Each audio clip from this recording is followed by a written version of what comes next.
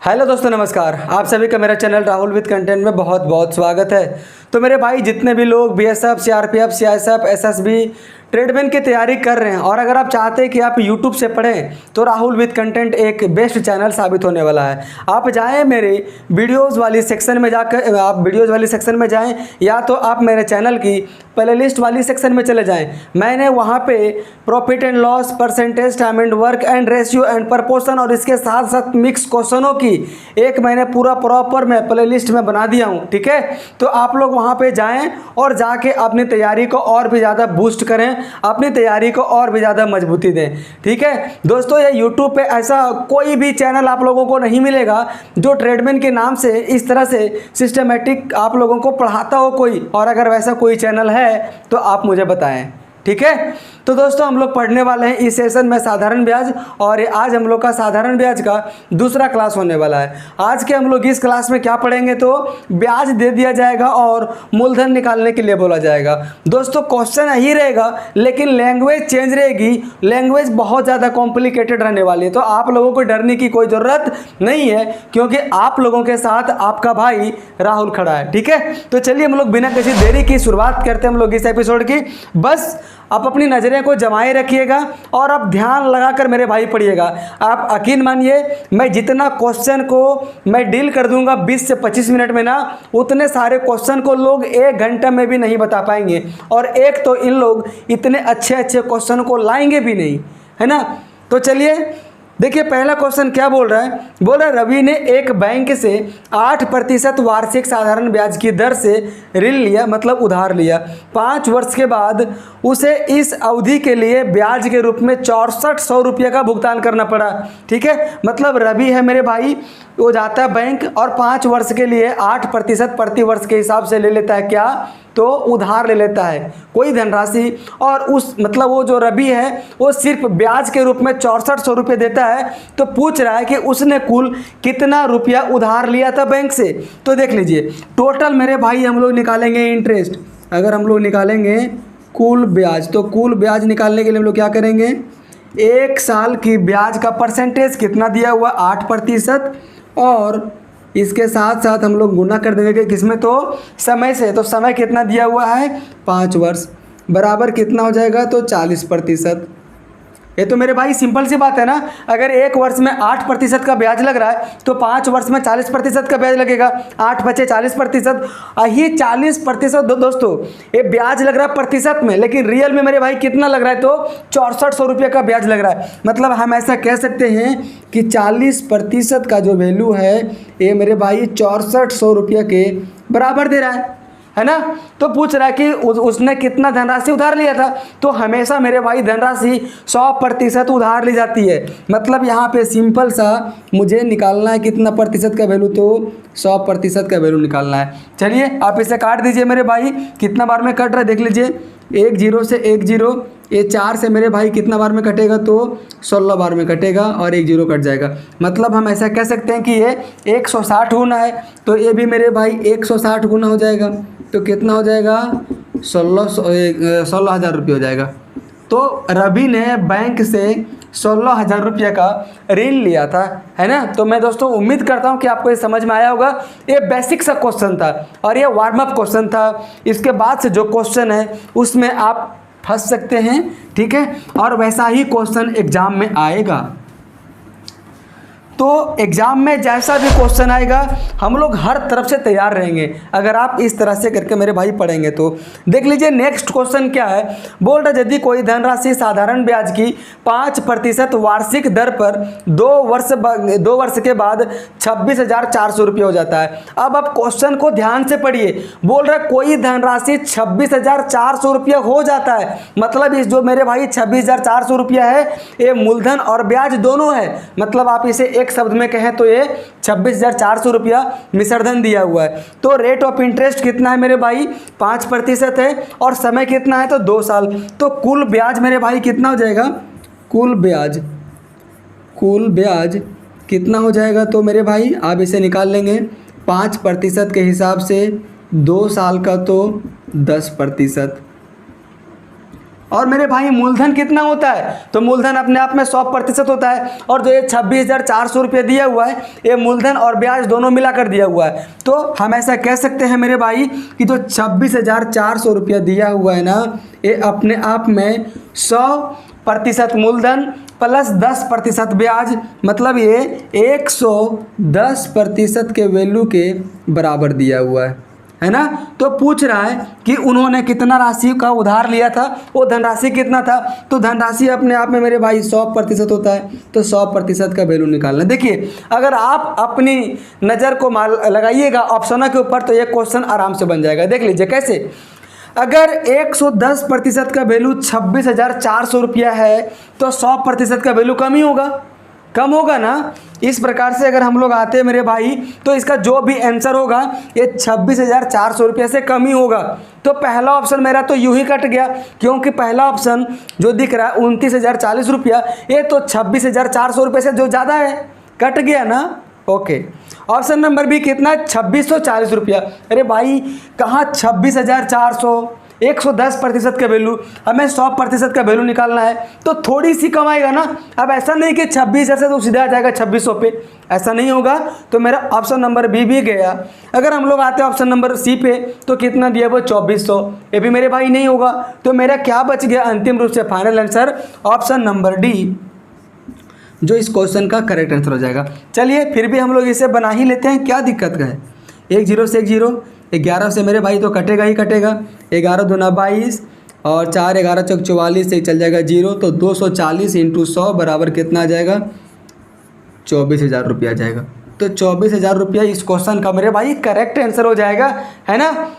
तो चलिए हम लोग अब बढ़ते हैं अपने नेक्स्ट क्वेश्चन की ओर।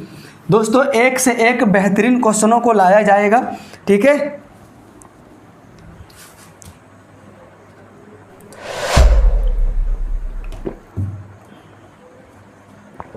देखिए नेक्स्ट क्वेश्चन को देखकर आप लोग घबराएं ना, जब तक मैं हूं, है ना। बोल रहा एक आदमी 3 अलग अलग योजनाओं में साधारण ब्याज की 10%, 12% और 15% की दर पर उधार देता है। कितने वर्षों के लिए, तो 6 वर्ष के लिए, 10 वर्ष के लिए और 12 वर्ष के लिए। इसका मतलब ये हुआ कि जो 10% के जो दर पर ब्याज जो मेरे भाई वो दे रहा है वो आदमी, वो कितने साल के लिए दे रहा है, तो 6 वर्ष के लिए। और 12% की जो दर पर उधार दे रहा है वो दे रहा है 10 वर्ष के लिए। और 15% की जो दर पे उधार दे रहा है ये मेरे भाई दे रहा है 12 वर्ष के लिए। बोल रहा है क्या, धनराशियों का निवेश करता है यदि प्रत्येक योजना की परिपक्वता पर उसे समान ब्याज प्राप्त होता है। मतलब अगर सारी योजनाओं में अगर उसे समान ब्याज प्राप्त होता है, ठीक है, तो निवेशित धनराशियों का अनुपात ज्ञात कीजिए।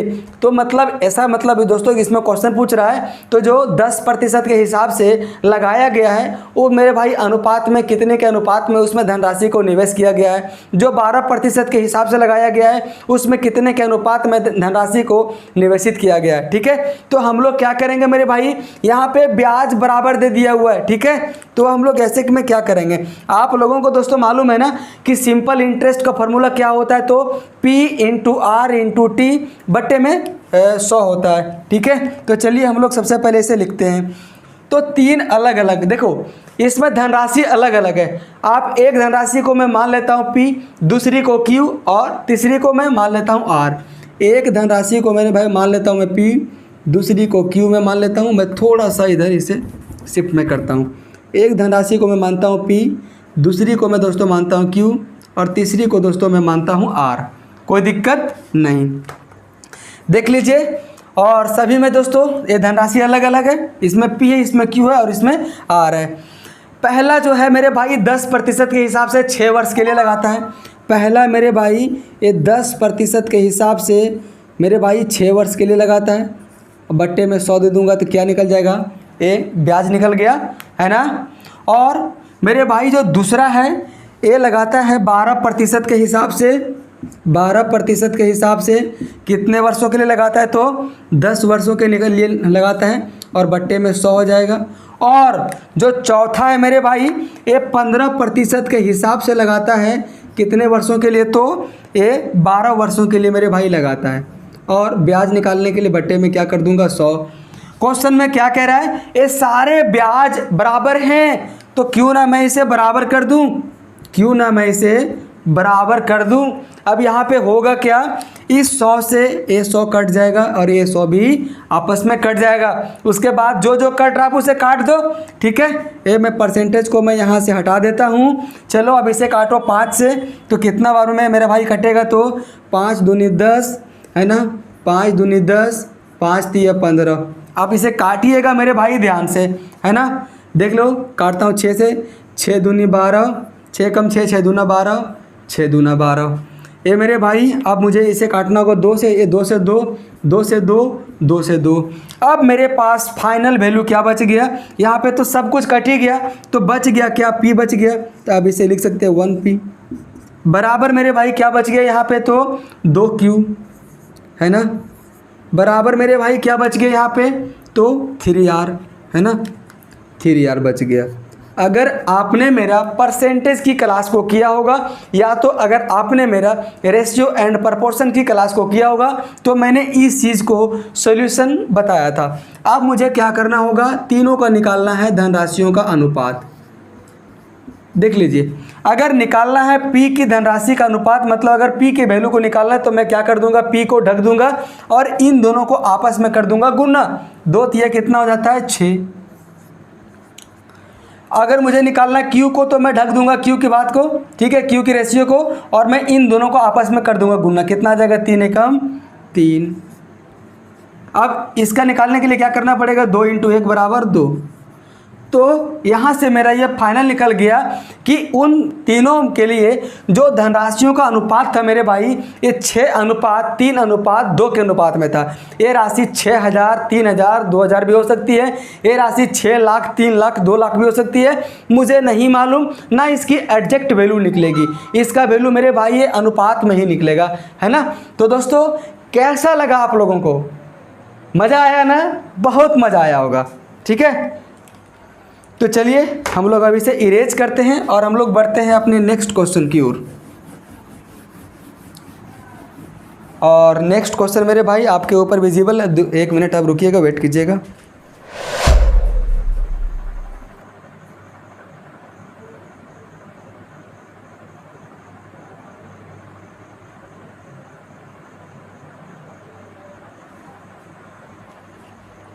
ठीक है, तो देखिए नेक्स्ट क्वेश्चन आपके स्क्रीन के ऊपर मेरे भाई विजिबल है।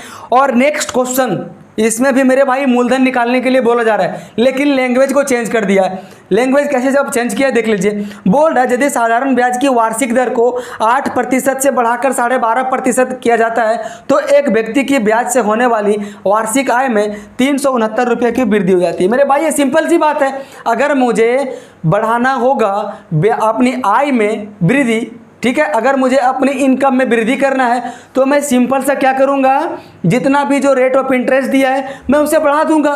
अगर पहले ब्याज था 8% और अभी अगर हो गया 12.5%, तो ब्याज तो बढ़ गया, ब्याज बढ़ जाएगा तो मेरा इनकम भी बढ़ जाएगा।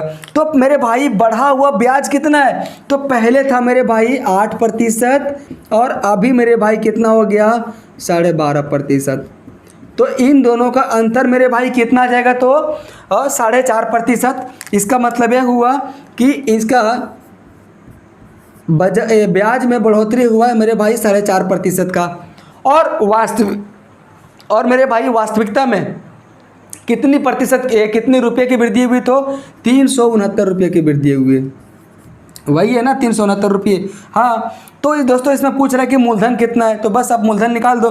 मूलधन हमेशा 100% होता है। क्या करना पड़ेगा, ये 100 चल जाएगा मेरे भाई गुना में, और ए वाला 4.5 आ जाएगा भागा में। यहाँ से मैं अगर हटाऊंगा पॉइंट तो 1 0 आ जाएगा ऊपर में। आप इसे काट दीजिए मेरे भाई, कितना बार में कटेगा। चलिए सबसे पहले मैं इसे काटता 9 से। 9 × 5 = 45, 9 × 4 = 36, 9 × 9। थोड़ी खांसी आ रही मेरे भाई, रुको।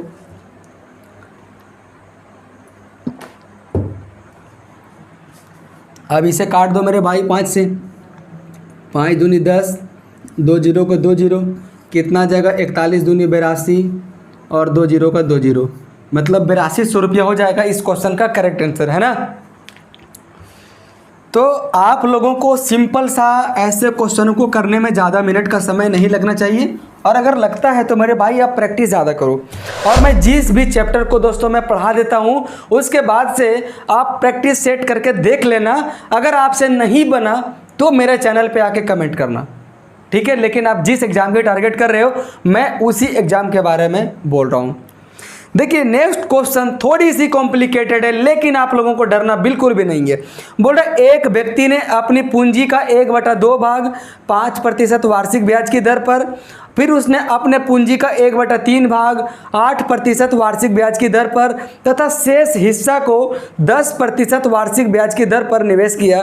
यदि 1 वर्ष में उसके तीनों निवेशों से प्राप्त कुल आय 820 रुपया है तो उसकी कुल निवेशित पूंजी ज्ञात कीजिए। कुल निवेशित पूंजी मतलब यहाँ भी मुझे मूलधन निकालने के लिए ही बोला जा रहा है। तो उन्होंने अलग अलग भागों को निवेश किया है। एक जगह दोस्तों 1/2 भाग को, फिर 1/3 भाग को, जो फिर बच गए जो शेष भाग उसको अलग रेट ऑफ इंटरेस्ट के हिसाब से निवेशित किया है। तो देख लीजिए, पहला भाग है मेरे भाई 1/2, दूसरा भाग है मेरे भाई 1/3, और तीसरा जो शेष बच गया हो, तो मैं मान लेता हूँ क्या, मुझे ऐसा नंबर को मानना होगा जो 2 और 3 से कटे।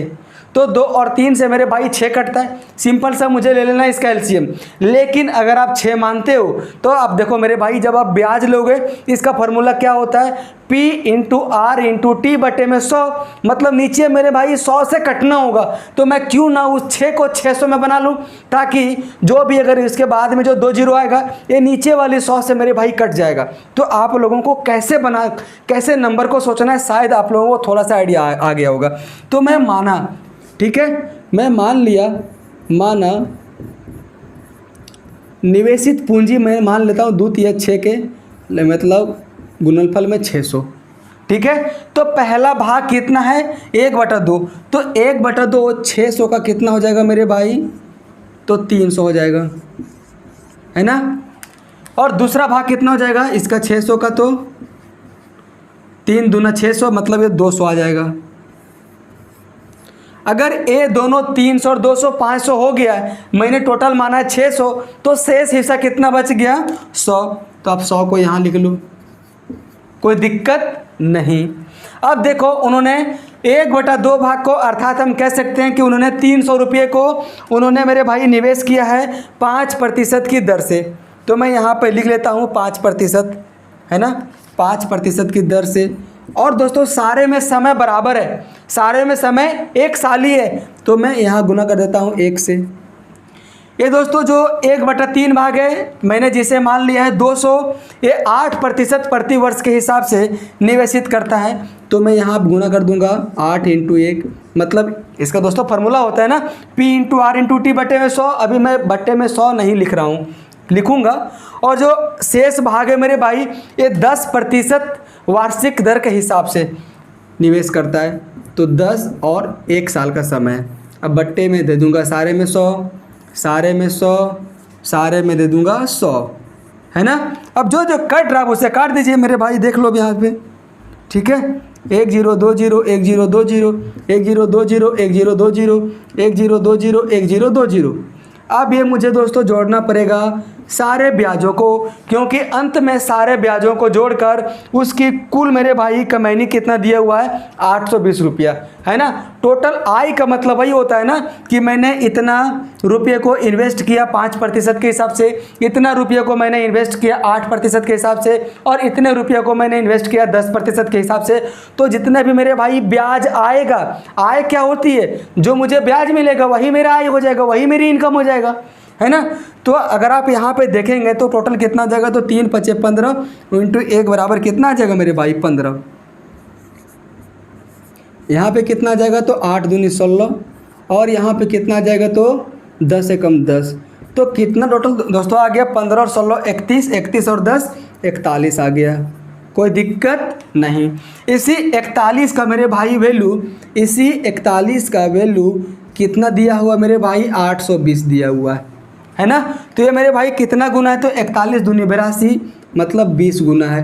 तो पूछ रहा है उसकी निवेशित जो ये राशि है ये कितनी है, तो निवेशित राशि मैंने कितना मान लिया है 600 मान लिया है ना। आप यहाँ पे 100 ना मानना, ऐसा गलती ना करना मेरे भाई, क्योंकि यहाँ पे मैंने मान लिया है 600, तो 600 का मुझे यहाँ पे निकालना है वैल्यू। तो ये अगर 20 गुना है तो ये भी कितना गुना हो जाएगा, 20 गुना बराबर 6 दूनी 12 और 3 जीरो लग जाएगा, मतलब 12,000 रुपये। तो 12,000 रुपये इस क्वेश्चन का करेक्ट आंसर हो जाएगा। ठीक है, तो दोस्तों मैं उम्मीद करता हूँ कि आप लोगों को समझ में आ गया होगा और मज़ा भी आया होगा, है ना। चलिए हम लोग अभी से करते हैं इरेज, हम लोग बढ़ते हैं अपने नेक्स्ट क्वेश्चन की ओर। मेरे भाई मैं होमवर्क जो आप लोगों को देता हूँ उसमें से बहुत ही कम लोग आंसर करते हैं, जैसे शैलेश गुर्जर जी अभी लगातार उसकी जवाब दे रहे हैं। ठीक है, बाकी मेरे भाई जितने भी लोग अभी तक सोए हुए ना, जाग जाओ, समय बहुत कम है। जब समय आपको अपनी चपेट में जब लेगा ना तो आपको रौंद देगा और आप लोगों को पता भी नहीं चलेगा, आप लोग जाके गिरोगे कहाँ। क्योंकि अगर मेरे भाई मुझे मानना कि अगर आपने अपनी कदम को इस फील्ड में रख दिया तो अपने आप को दूसरों से कम क्यों आंकोगे, और अगर आप अपने आप को दूसरे से कम आंकोगे तो आप समझ लो कि आपके अंदर ताकत नहीं है, आपके अंदर जोश नहीं है, आपके अंदर जुनून नहीं है। देखिए नेक्स्ट क्वेश्चन क्या बोल रहा है, 2600 रुपये की धनराशि को 2 भागों में इस प्रकार विभाजित करके उधार दिया गया था कि पहले भाग पर प्रति वर्ष 10% की दर से 5 वर्ष का साधारण ब्याज और दूसरे भाग पर प्रति वर्ष 9% के हिसाब से 6 वर्ष का साधारण ब्याज बराबर है। ठीक है, तो मेरे भाई टोटल धनराशि कितना है, तो आप यहाँ पे देख पाएंगे कुल धनराशि, कुल धनराशि, तो कुल धनराशि मेरे भाई कितना है, 2600 रुपया है ना। उसमें से उन लोग मेरे भाई क्या करता है, उन लोग इसे 2600 रुपये को 2 भागों में विभाजित कर देता है एक व्यक्ति, और उन लोग ऐसा रुपये में विभाजित करता है ना, और जो अलग अलग दर के हिसाब से अलग अलग समय में भी दोनों के ऊपर मेरे भाई ब्याज समान मिलता है। तो ब्याज निकालने का मेरे भाई फॉर्मूला क्या होता है, क्या बोल रहा है, 10% के हिसाब से 5 वर्ष का साधारण ब्याज 9% के हिसाब से 6 वर्ष के साधारण ब्याज के बराबर है ना। मैं मान लेता हूँ कि पहला उन्होंने P रुपये का निवेश किया और दूसरा उन्होंने मेरे भाई Q रुपये का निवेश किया। इस P और Q का मेरे भाई वैल्यू 2600 रुपये के बराबर है। ठीक है, आप यहाँ पे दोस्तों भी मान लो, तो P धनराशि को 10% के हिसाब से 5 वर्ष का साधारण ब्याज में बट्टे में 100 और Q धनराशि को 9% के हिसाब से 6 वर्ष का साधारण ब्याज बट्टे में 100, ये दोनों आपस में मेरे भाई बराबर है। क्या फार्मूला वो नया आ गया, P into R into T बटे 100, P into R into T बटे 100 आ गया ना। अब इसे मेरे भाई रेशियो में तोड़ दो। तोड़ोगे कैसे, देख लो, A100 से A100 तो आराम से कट जाएगा, इसमें तो कोई दिक्कत वाली बात नहीं है। अब इसमें क्या कट रहा है, तो 2 पंचे 10 और 2 तिया 6, कितना हो जाएगा 25P बराबर में कितना आ जाएगा, तो 27Q, है ना। फिर यहाँ पे मेरे भाई रेशियो एंड प्रपोर्शन की बात आ गई। दोस्तों आप लोगों को पढ़ने के लिए ना अनुपात और परसेंटेज की पूरा फुल ज्ञान होना चाहिए। तो यहाँ पे मेरे भाई क्या हो जाएगा, P और Q का अनुपात क्या हो जाएगा, देख लो, जो अगर बराबर का मेरे भाई चिन्ह है तो P का मान Q के बगल वाला हो जाएगा और Q का मान P के बगल वाला मान हो जाएगा। ठीक है, तो P का मान कितना हो जाएगा मेरे भाई 27 और Q का मान कितना हो जाएगा 25। अब ये टोटल मेरे भाई कितना, तो 27 और 25 52 हो जाएगा, है ना। और मैंने आप लोगों को क्या बताया, मैंने इस 2600 रुपये को 2 भागों में विभाजित कर लिया। एक है मेरे भाई धनराशि P और एक है Q, और P और Q की मेरे भाई अनुपात में इसका मान कितना आ गया 52, और जबकि इसके रियल में मान कितना 2600। मतलब हम ऐसा कह सकते हैं कि 52 का वैल्यू मेरे भाई 2600 के बराबर है, कह सकते हैं ना। कोई दिक्कत है क्या, नहीं। तो पूछ रहा है कि 10% के हिसाब से उन्होंने कितने राशि का निवेश किया था, तो 10% के हिसाब से उन्होंने P राशि को निवेश किया था, यही है ना। और यहाँ पे P का अनुपात कितना आया हुआ है, 27 आया हुआ है। तो सिंपल सा यहाँ पे 27 का मान मेरे भाई पूछ रहा है, तो क्या हो जाएगा मेरे भाई, ये कितना गुना है, तो 26 दूना 52, 2 50 100, मतलब ये मेरे भाई 50 गुना है। तो ये भी मेरे भाई 50 गुना हो जाएगा, तो कितना हो जाएगा 27 × 135 और 1 जीरो और लग जाएगा मतलब 1350 रुपये की धनराशि को निवेश किया था उस व्यक्ति ने 10% प्रतिवर्ष के हिसाब से। अगर वहीं पे पूछता कि 9% के हिसाब से उन्होंने कितनी धनराशि को निवेश किया था, तो बस 2600 में 1350 रुपये को मुझे माइनस कर देनी है। या तो यहाँ पे मैंने निकाला 27 की मेरे भाई वैल्यू, आप लोगों को निकाल देना यहाँ पे 25 की वैल्यू।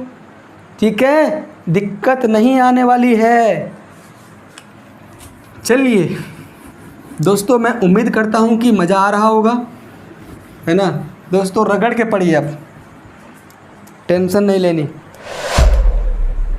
देखिए नेक्स्ट क्वेश्चन क्या बोल रहा है। बोल रहा है एक व्यक्ति ने अपनी पूंजी का 2/3 भाग 6% की दर से और 1/5 भाग 10% की दर से और शेष भाग 15% की दर से निवेश किया। यदि उसकी वार्षिक आय 600 रुपये है तो उसकी पूंजी को ज्ञात करें। मेरे भाई, अगर आपने मेरा इस क्लास को सिस्टमेटिकली अगर सही से किया होगा तो मैं चैलेंज में दोस्तों करता हूं कि आप इस क्वेश्चन को तुरंत उड़ा ले जाएंगे। और मैं इस क्वेश्चन को मैं नहीं बनाऊंगा, ये मैं आप लोगों के लिए छोड़ दे रहा हूं इस क्वेश्चन को। आप लोग इस क्वेश्चन को ज़रूर बना के आप इसका आंसर कमेंट में कीजिएगा। देखता हूं कि आप ऐसे मतलब लेट के पढ़ रहे हैं कि बैठ के पढ़ रहे हैं कि कहीं घूमते घूमते पढ़ रहे हैं कि आप कॉपी किताब के साथ पढ़ रहे हैं, है ना। अगर आप मुझे भाई नहीं पढ़ोगे तो मेरा उसमें क्या जाएगा, कुछ नहीं जाने वाला है ना। लेकिन दोस्तों, मैं अपने एक भाई होने के नाते मैं आप लोगों से मैं दोस्तों बार बार मैं कहना चाहूँगा कि आप लोग जी जान लगा दो। मैं आप लोगों की सिलेक्शन चाहता हूँ और आप लोगों की सिलेक्शन होगी। और जितने भी लोग यूट्यूब में बस मुंह फाड़ के आ जाते हैं ना कि ऐसा अपडेट आया, वैसा अपडेट आया, ये वैकेंसी आया, वो वैकेंसी आया, वो लोग साले जब सब जानकारी ही देंगे। पढ़ाने की औकात उन लोग में नहीं है, समझाने की औकात उन लोग में नहीं है। अगर उन लोग जब सब समझाएंगे भी ना तो छोटे छोटे बस क्वेश्चन को सब समझाएंगे, जिसका एग्जाम में से कोई लेना देना है ही नहीं। जब तक आप बड़े क्वेश्चनों को फाइट नहीं करेंगे तब तक उससे छोटे वाले क्वेश्चन बनेंगे ही नहीं। और अगर बड़े क्वेश्चन अगर बनेंगे भी तो बहुत ज़्यादा समय ले जाएंगे। तो समय ज़्यादा लग जाना ये भी कोई बात नहीं बनती।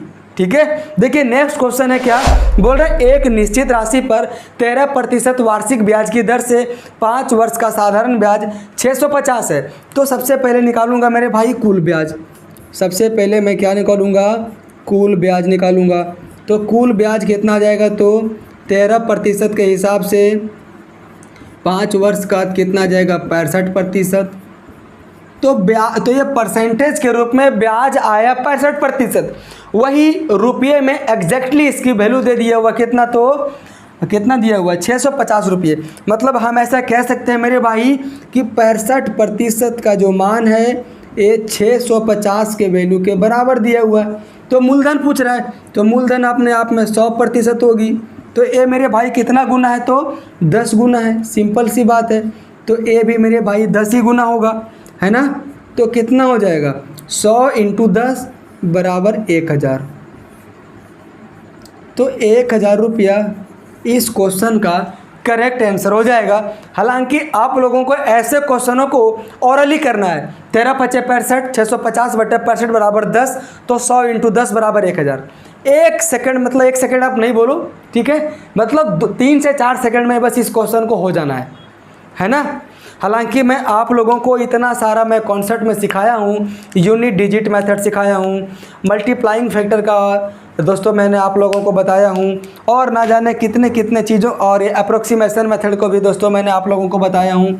ठीक है, तो अगर आप उन सारे चीज़ों को अप्लाई करेंगे तो बड़ी बड़ी कैलकुलेशन को आप लोगों को तो खैर करना ही नहीं है। ठीक है, तो मेरे भाई कैसा लगा आप लोगों को क्लास, क्या मज़ा नहीं आया? बिल्कुल मज़ा आया होगा। ठीक है, तो आप इस भाई को मेरे भाई सपोर्ट भी किया करो यार। सपोर्ट नहीं करोगे तो मुझे भी मज़ा नहीं आएगी। और मैं नहीं चाहता कि आप लोगों के साथ मैं खिलवाड़ करूं, और मैं भी उन्हीं लोगों के जैसा मैं दोस्तों सिर्फ बार बार रिपीटेड फॉर्म में मैं वीडियो को मैं बनाऊं, जो उन लोग साले प्रत्येक 5 से 7 दिन के अंतर्गत बनाते रहते हैं, और ना जाने उन लोग की व्यूज़ भी कितने सारे आती है। ठीक है, तो चलिए हम लोग ना किसी और पूरा बात को बढ़ाए हुए हम लोग इस एपिसोड को यहीं पे एंड करते हैं। Thank you.